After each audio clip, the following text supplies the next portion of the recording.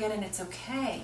I think part of what we do that is really kind of, and pardon me if this sounds controversial, this is my own bias, I think to salve our own consciences and to make it easier for us, we say this, it's okay. Absolutely. It's okay for them to forget this. And I don't know that it's okay.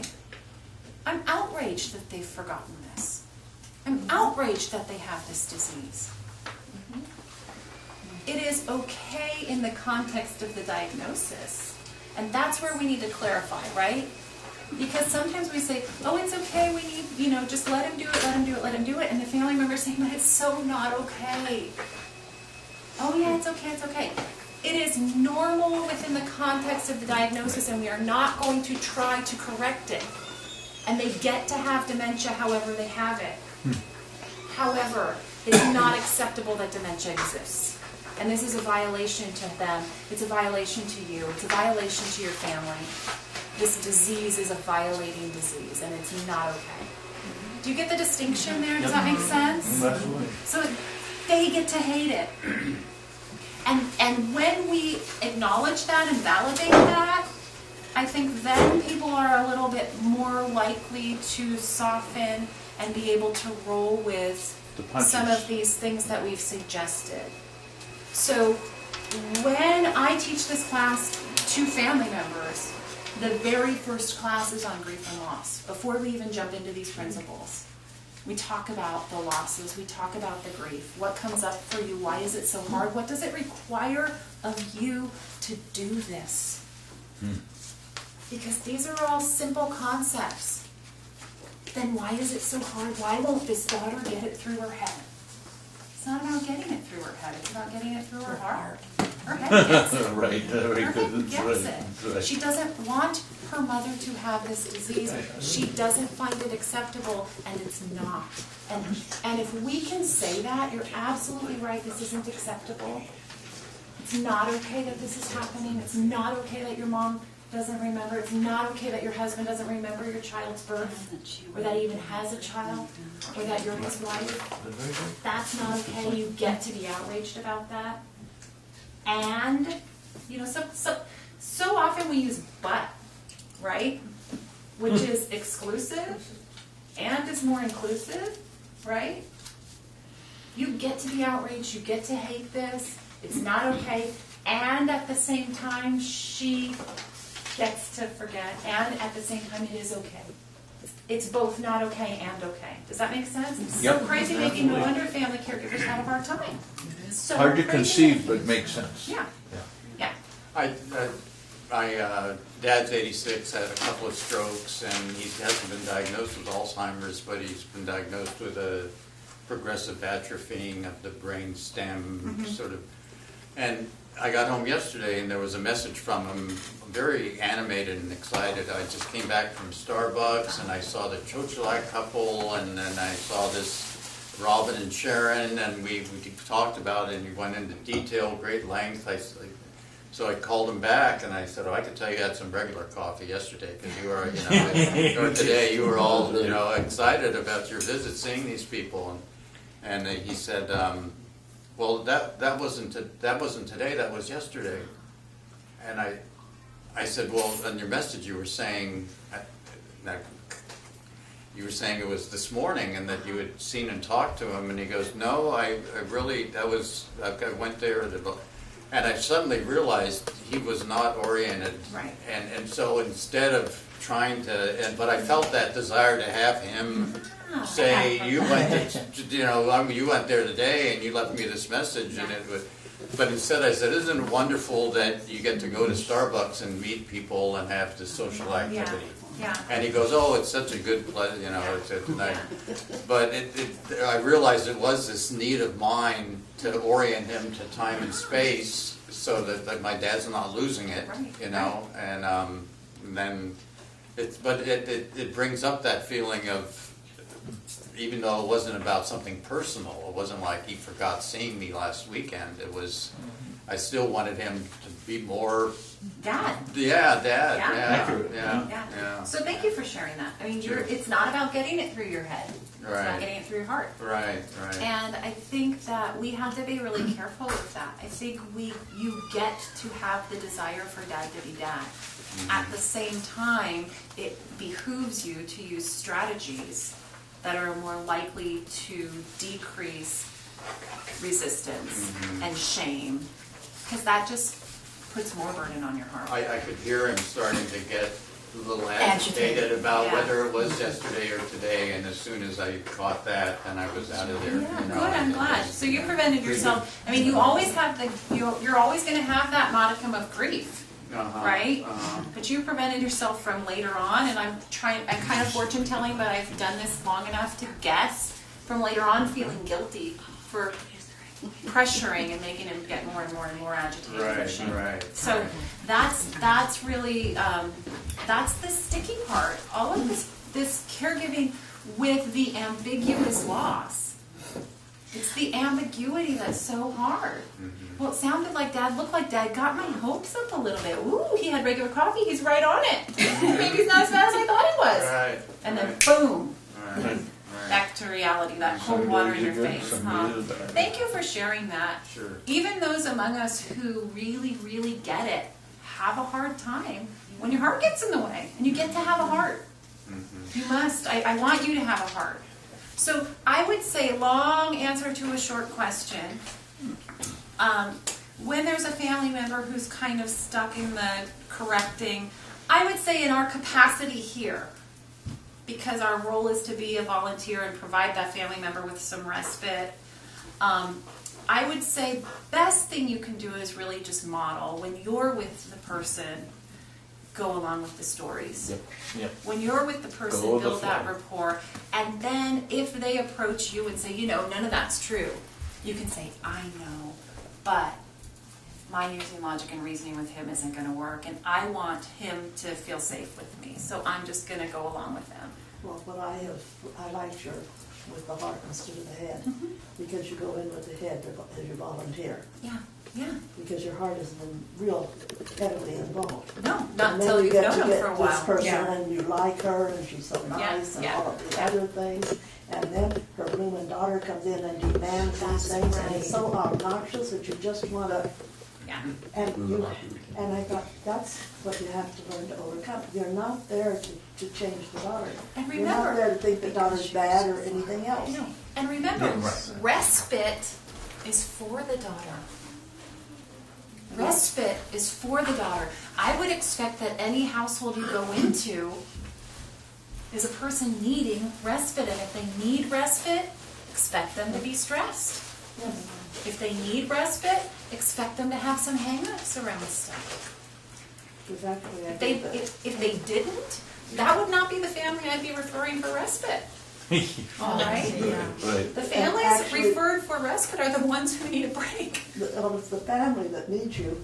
Yes, that's not- what Not the respite's. person. Absolutely. You need to, and Yep. it's hard to know that, whoops, it's not this person. Right. And it's kind of crazy, right? Really, we have two clients. You're the That's care right. the care recipient is in your care. But really, the family caregiver is our client. We're providing the service for the family caregiver to get respite. The service happens to be the care of their loved one. Does that make sense? Yeah, absolutely. So expect these folks to be stressed out and grappling with some of this stuff. And Those are the folks I'm going to be referring. And it doesn't I have to know. be loved one. Right, no, it doesn't. I have a very good friend here in town whose mother is in, I guess it would be called final stages of Alzheimer. And in order for her to see her, she has to drive about an hour and a half. Uh-huh. And she said, Pam, she said, it no longer recognizes her. There's no memory period now. And of course now she knows I've had a little of this training, so they kind of look at you like, help me. She said, when I go, she said, by the time I leave, my blood pressure is like pounding.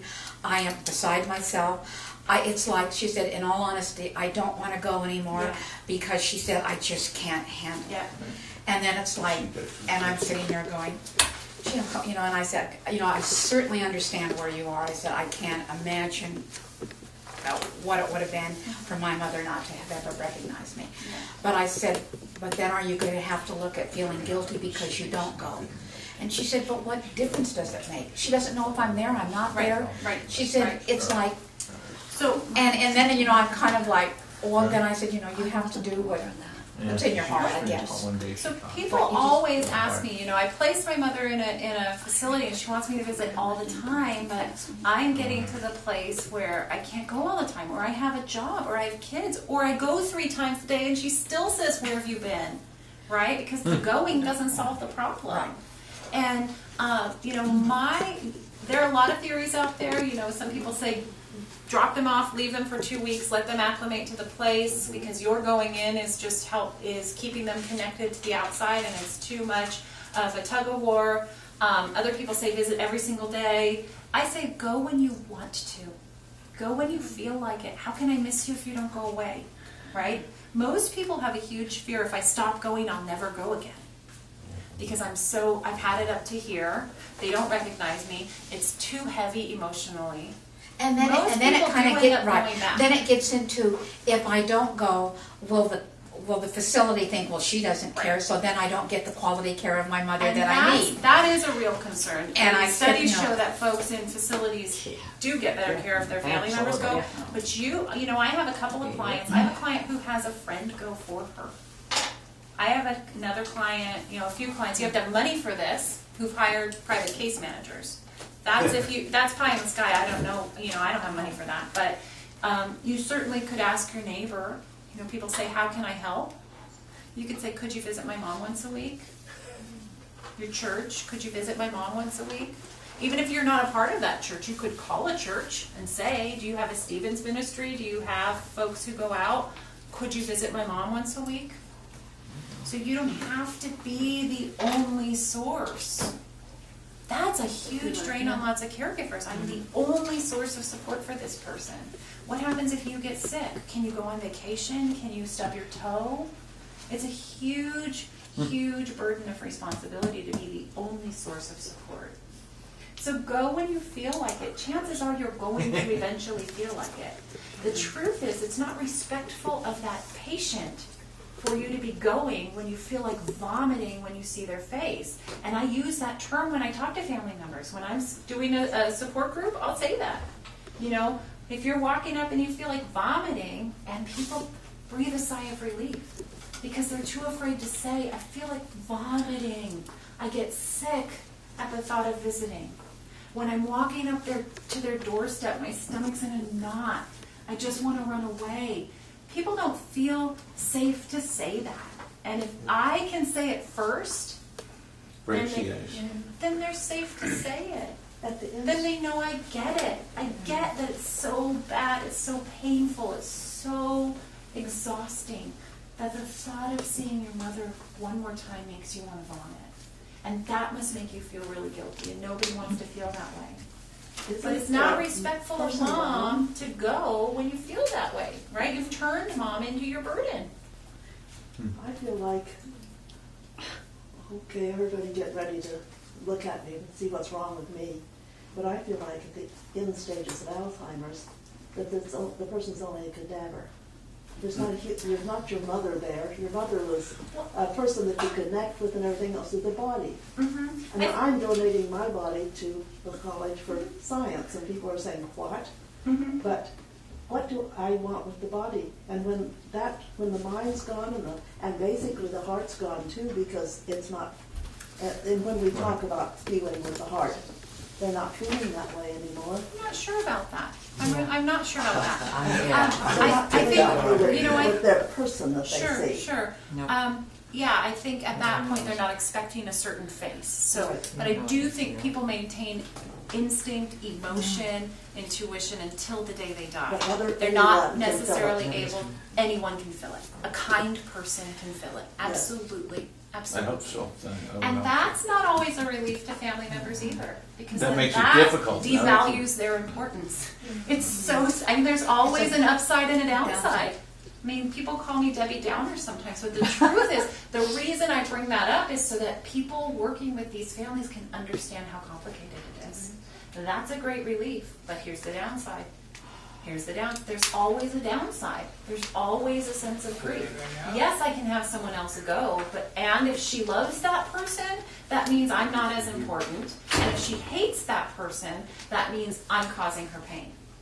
So I'm damned if I do and damned if I don't. And that's the truth. That's not a caregiver being complaining or ungrateful or unwilling to be positive. That's the absolute truth. There's an upside and a downside, and I've got to pick which is easier for me to live with. We're getting a little bit off topic, and I want to make sure that we get everything done today. So I see you wanting to say something, but I'm going to make this be the last on this topic so we can move on. I go see somebody at Mountain View Assisted Living about 3 times a week at least. And what that has done is the daughter, who didn't even go to Mother's Day dinner last year, is now paying more attention to her mother and spending much more time coming to visit her, even though the friend goes, she's coming today every day, and all that. But so by having another person come, it actually motivates the family, thank you, the family member sometime, I think, to go, because not that they're jealous or anything, but they sure are interested in why are you going so much. And that's been a real funny thing for me, because this year I couldn't have lunch with her because the daughter wanted to go, and so I had to go for dinner. So it really has prompted her to pay much more attention to her daughter, which is making my friend so much happier. Yeah. So I think that's true. There might be interest, and there also might be less pressure. I don't have to go because I have to go, because I know she's getting her social needs met. I can go and just be the daughter now. And that's the value. Go when you can be the daughter. Go when you can be the son. Go when you can be the wife. Go when you can be the husband. And let someone else maybe step in and fill some of those other roles. It's a little bit tricky at first.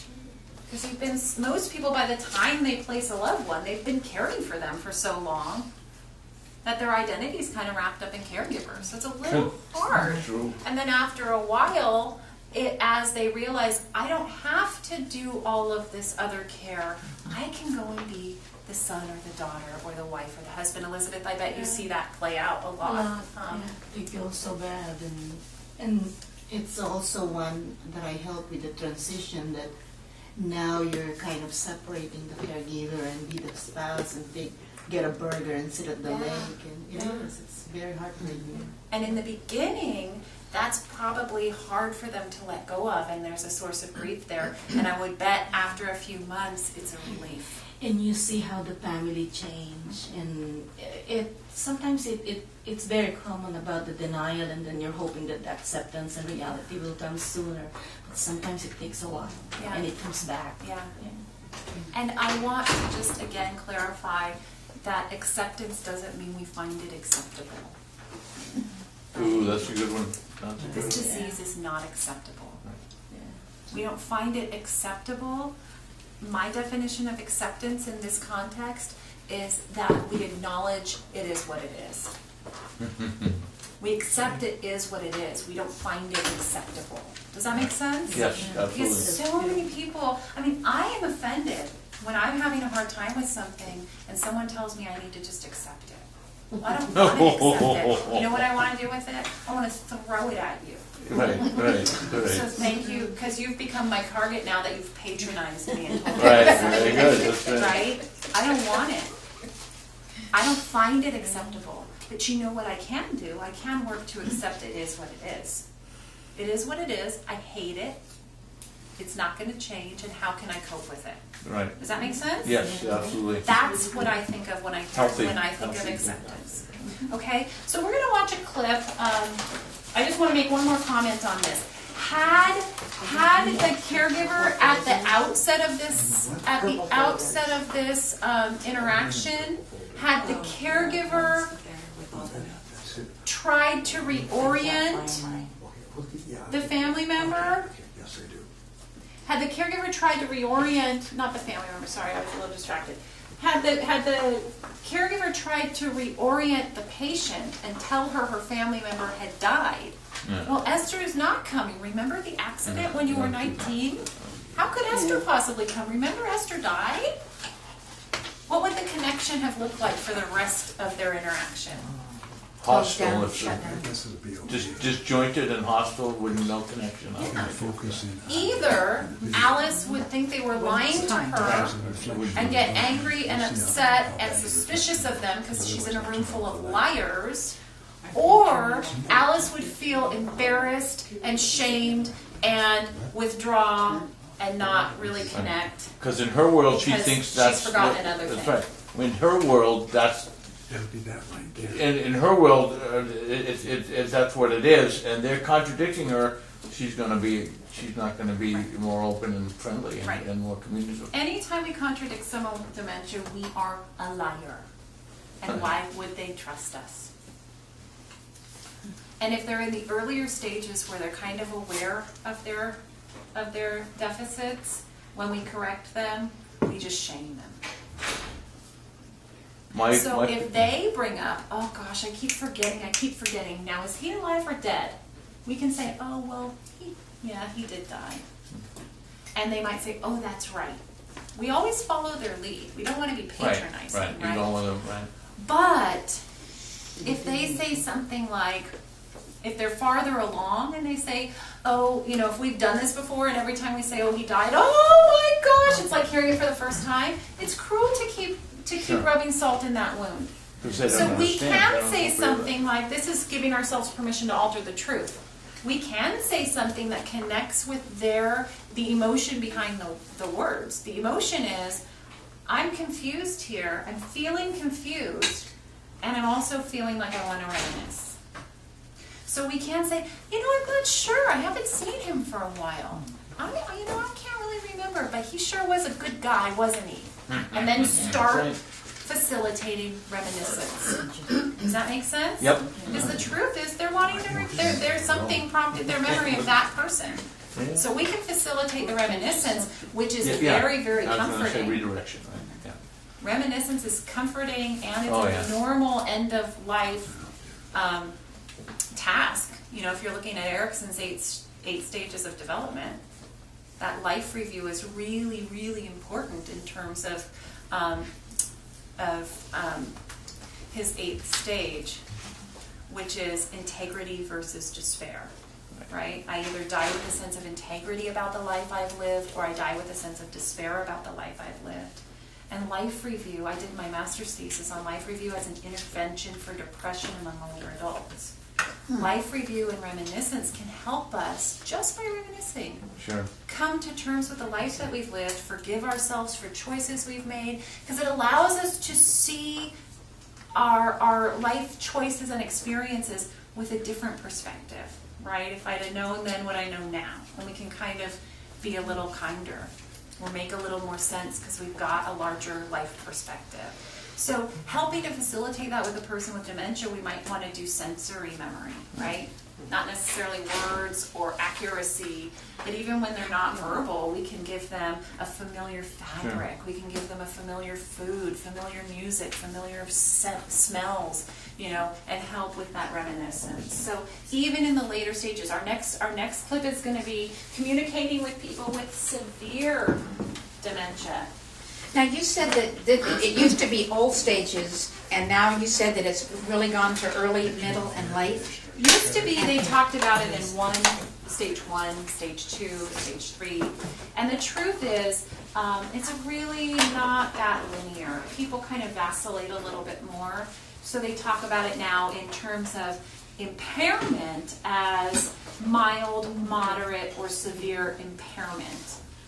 Stages are now early, middle, and late. So early stage would be mild impairment. Middle stages would be moderate impairment. Late stages would be severe impairment. Does that make sense? And again, I want to clarify the difference between level of impairment and functional capacity. Because this is what gets families too. When we come in and say, oh, he's not so bad. Or when they go to the doctor and the doctor gives them the mini mental status exam and they score 25 out of 30 and the doctor says, not so bad actually, for his age, for what he's gone through, not perfect, but not so bad. And the daughter's ripping her hair out. Because level of impairment is the difference between their baseline and how they're functioning now. And there might be a huge difference. This space is the loss that the family is experiencing, even though their functional capacity might be higher than everyone that doctor's seen that day. Does that make sense? Yep. My So patient the taught the German. family is grieving the difference between baseline functioning and current functioning. That's the level of impairment. They're not necessarily grieving functional capacity, they're frustrated with functional capacity. I just want to make a point that the patient I was with And I'm dressed, listening while I do that's this. okay, dressed GQ, went in to see the doctor, started talking German with the doctor. Because of his background in the Army when he was in Germany. They were talking fluent German, but he couldn't tie his shoe. Right. You know, so just the difference of that was pretty I'm pronounced. sorry. Yes, indeed, and people think, oh wow, he can speak. Yeah, the doctor German. flipped out, Yeah, he forgot all his English. No kidding. Yeah, you have to kind of see it in context. And that's the difference. So this person we're going to see is in the late stages of dementia. She's severely impaired. And she's kind of hard to understand, and the volume's not going to help with that. Her voice is just kind of muffled. So I can interpret if you can't understand what she's saying, I'll fill that in. I just kind of want you to pay attention to the interaction. I think the important parts are understandable. Come on. Just for my notes, you were comparing functional capacity with true mental capacity? Was that No, the I right was word? comparing No. functional capacity with level of Level. impairment. Right. Okay, thank you. And if you need me to clarify that, I can. Whoops. It's the same way. Why isn't this stopping? Oh, because I'm pointing it at the TV, not the machine. Okay. At the minute.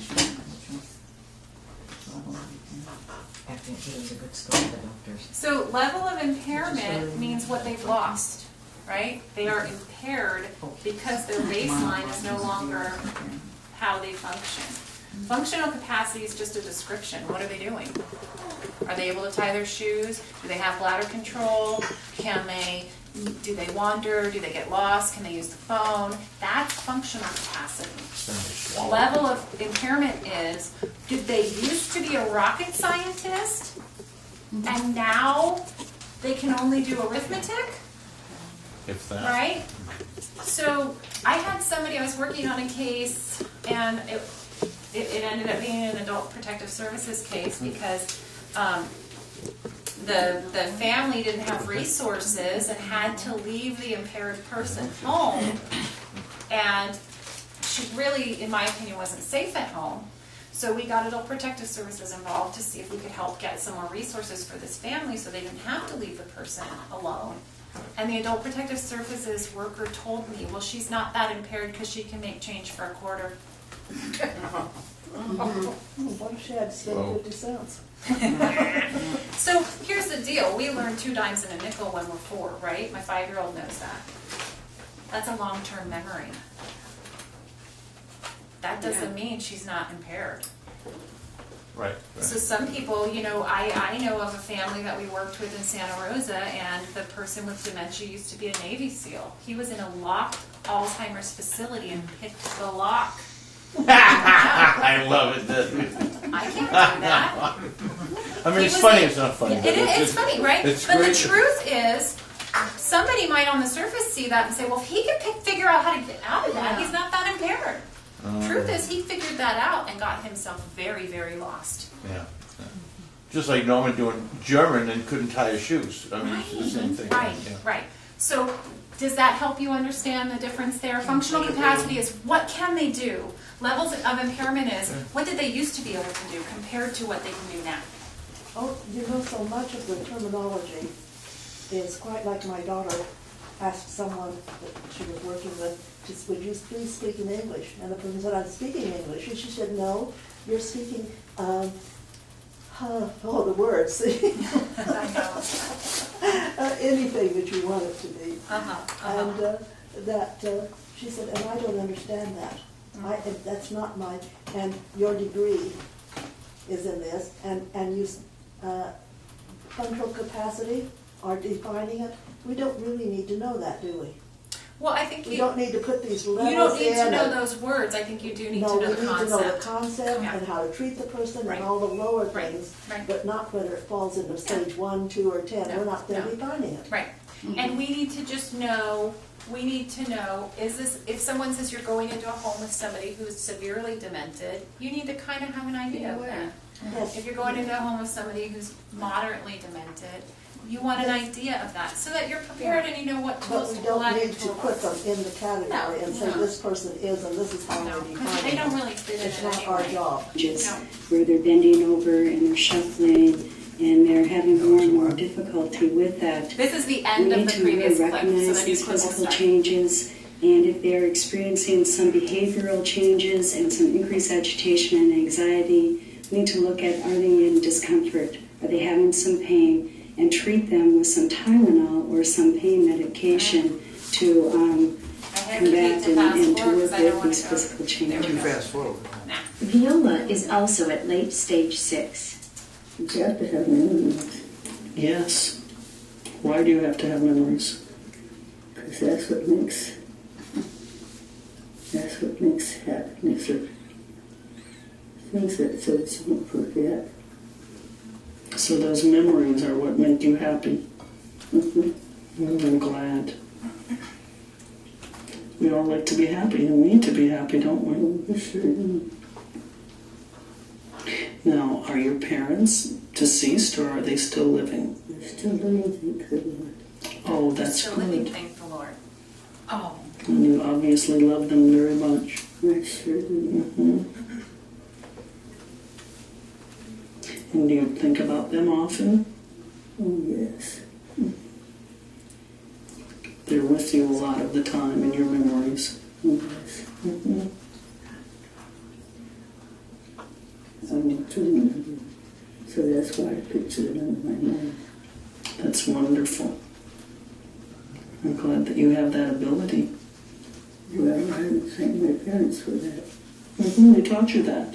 And they gave you those memories. Mm-hmm. What do you remember most about your mother? For sweetness.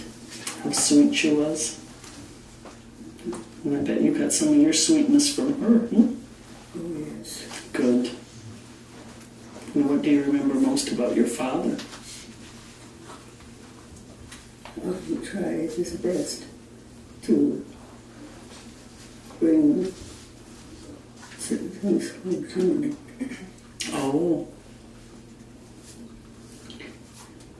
And I bet you've tried hard in doing many things for others too.